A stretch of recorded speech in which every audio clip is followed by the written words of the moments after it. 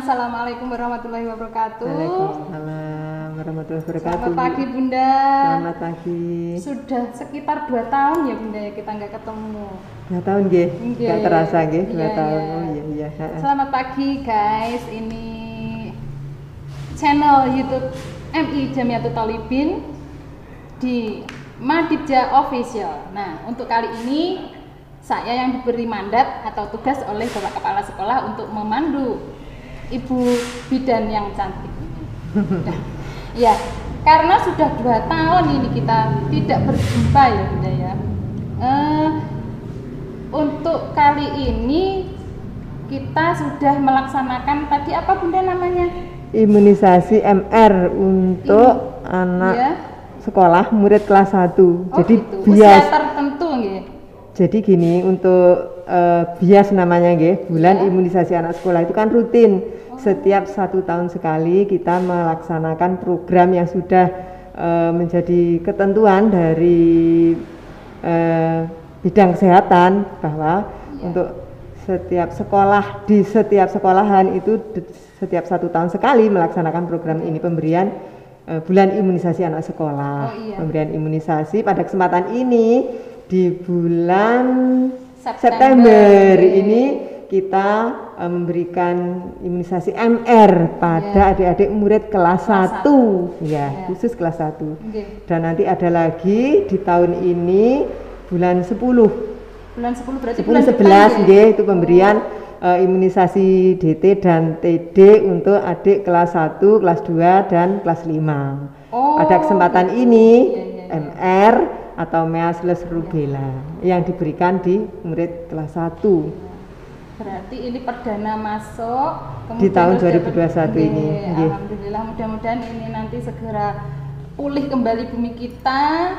Terus kemudian nanti untuk berikut-berikutnya rutin ngoten nggih Bunda. Karena kemarin ada 2 tahun lebih nggih kita nggak ada seperti itu. Ada rutin ada. Kemarin di tahun 2020 kita sudah melaksanakan. Mungkin pas Ibu tidak terlibat dengan kegiatan ini. Kita rutin setiap 1 tahun sekali mengadakan kegiatan bulan imunisasi anak sekolah ini.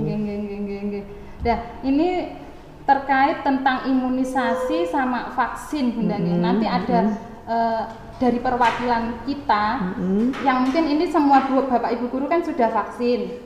Nah, itu kemarin itu ada belum ada yang belum tahu atau bahkan sudah tahu tapi belum jelas. Nah, mungkin nanti bisa dijelaskan oleh Bu Bidan dengan beberapa pertanyaan di sini. Ngaten nggih? Monggo. Untuk pertanyaan yang pertama, nah, kita santai aja ya Bunda ya. Apa perbedaan vaksin dan imunisasi? Nah, gitu. Jadi kalau imunisasi itu adalah programnya, nama program untuk pemberian imunisasi kepada sasaran yang sudah ditentukan. Jadi imunisasi kan ada imunisasi yang diberikan kepada anak sekolah, imunisasi yang diberikan kepada ibu hamil, imunisasi yang diberikan kepada bayi, balita, ataupun usia-usia dewasa seperti saat ini pandemi ini ada imunisasi yang baru namanya imunisasi COVID itu.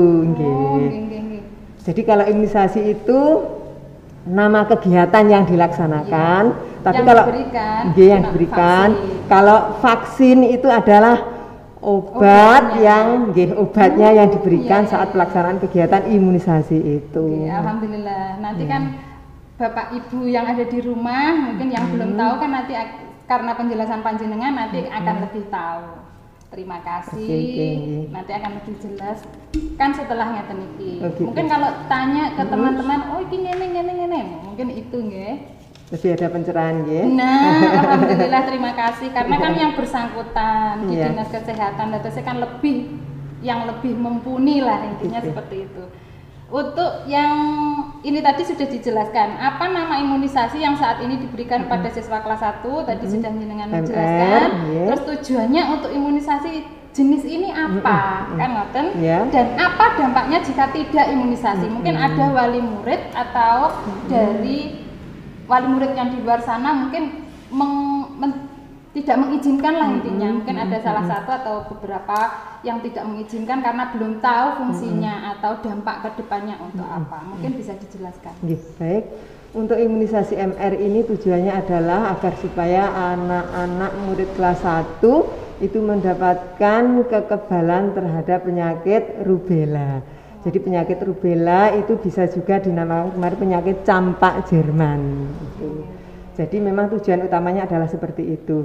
Kemudian harapan kedepannya ya tentunya namanya imunisasi, itu kegiatan ini tujuannya adalah agar adik-adik mendapatkan kekebalan. Jadi kalau mendapatkan kekebalan suatu saat nggak menutup kemungkinan siapapun akan terpapar, terinfeksi oleh virus rubella. Jadi penyakit rubella itu disebabkan oleh virus.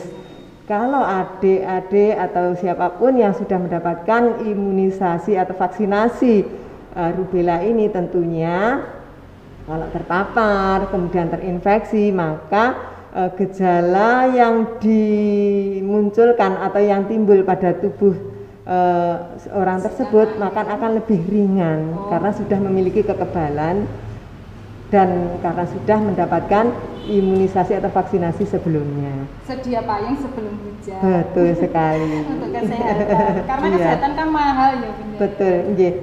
Mahal harta yang paling mahal. Kesehatan. Nah, terus ini karena kan kemarin Bapak Ibu guru itu sudah melaksanakan vaksin nggih. Terus di antara Bapak Ibu guru itu kan vaksinnya jenisnya nggak sama. Betul. Nah, mungkin nanti bisa dijelaskan vaksin Sinovac dan AstraZeneca itu letak perbedaannya di mana Bunda? Oh gitu. Nggih. Ini terkait berarti tidak ada hubungannya dengan kemudian bulan imunisasi anak sekolah ini nggih. Sama-sama bahasanya vaksinasi nggih. Baik, untuk vaksin dalam upaya pemberian kekebalan terhadap penyakit COVID karena pandemi saat ini upaya pemerintah adalah memberikan kekebalan agar semua warga memiliki kekebalan itu. Maka salah satu programnya adalah pemberian vaksinasi atau imunisasi kepada kelompok sasaran umur di atas 18 tahun nggih. Nah, itu untuk vaksin yang selama ini sudah kita berikan ada AstraZeneca, ada Sinovac gitu nggih. Untuk AstraZeneca itu adalah bedanya dengan Sinovac itu di kipinya saja. Jadi kipi itu kejadian pasca imunisasi. Iya. Untuk AstraZeneca, vaksin AstraZeneca itu kipinya yang tapi relatif ya, tidak semua orang mengalami kipi yang sama. Kipi kejadian ikutan pasca imunisasi yang sama. Ada yang reaksinya secara normal, secara fisiologis reaksinya adalah untuk vaksin AstraZeneca. Jadi akan muncul keluhan panas, demam, nyeri otot, hampir 5 hari. Linu-linu ya, nyeri-nyeri otot sendi itu. Kemudian ada pusing, ada mual, bahkan muntah, ada juga yang diare. Kemudian itu untuk AstraZeneca. Kipinya seperti itu. Jadi kadang-kadang kalau kita belum begitu siap dengan kegiatan vaksinasi ini biasanya akan menyalahkan itu akibat gara-gara mau divaksin akhirnya menjadi sakit, padahal itu memang efek samping normal kipi, kejadian ikutan pasca imunisasi normal yang terjadi apabila kita setelah mendapatkan suntikan atau vaksin COVID dengan jenis AstraZeneca. Nah, untuk Sinovac itu memang kipinya sedikit lebih kecil, lebih kalem gitu ya istilahnya. Jadi jarang sekali yang mengalami keluhan-keluhan demam, nyeri otot, kemudian panas, pusing, tidak seperti itu. Biasanya kebanyakan itu tidak merasakan keluhan seperti itu, malah kadang banyak yang ngendikan kok malah ngantuk, kemudian suka lapar, suka lapar, akhirnya nafsu makannya jadi meningkat, ngantuan kok. Dampaknya ya tambah sehat akhirnya ya, terasa lebih enak setelahnya. Nah, untuk vaksin ini pada AstraZeneca itu sebenarnya vaksin yang direkomendasikan oleh WHO karena apa? Daya lindungnya lebih tinggi daripada Sinovac. Ada yang menuliskan sekitar 70 sampai 80% kita akan memiliki kekebalan terhadap virus tersebut, virus COVID-19 apabila kita mendapatkan vaksin ini jenis AstraZeneca ini. Kemudian kalau Sinovac itu memang lebih kecil, sekitar 60% kekebalan yang didapat saat kita setelah diberikan suntikan vaksin Sinovac. Jadi memang kipinya lebih tinggi tapi daya lindungnya juga lebih baik, lebih tinggi. Untuk Sinovac daya lindungnya lebih kecil dibanding AstraZeneca, akan tetapi kipinya memang nggak seseru, nggak seheboh apabila kita diberikan AstraZeneca. Nah, itulah mengapa ternyata akhirnya masyarakat itu pilih-pilih kalau mau ada program imunisasi nanti vaksinnya apa. Kalau vaksinnya Sinovac, pesertanya sasarannya rabuh banyak. Kalau ternyata AstraZeneca, ternyata kok nggak sebanyak. Kalau karena mikirnya itu ternyata enggak, padahal sebenarnya kalau kita ya monggo-monggo saja warga menyikapi, tapi sebenarnya ini juga info yang sebenarnya bagus juga. Alangkah lebih baiknya kita milih apa sih, milih manfaatnya atau namanya resiko efek samping itu pasti akan ada. Nah itu sebenarnya selama ini apa yang sudah kita lakukan kok ya hanya sebatas panas tinggi, muntah, mual dari yang sudah dilaksanakan di puskesmas kami. Jadi kami alhamdulillah tidak menemukan KIPI yang lebih serius lagi dibanding dengan teori-teori yang sudah disebutkan tadi.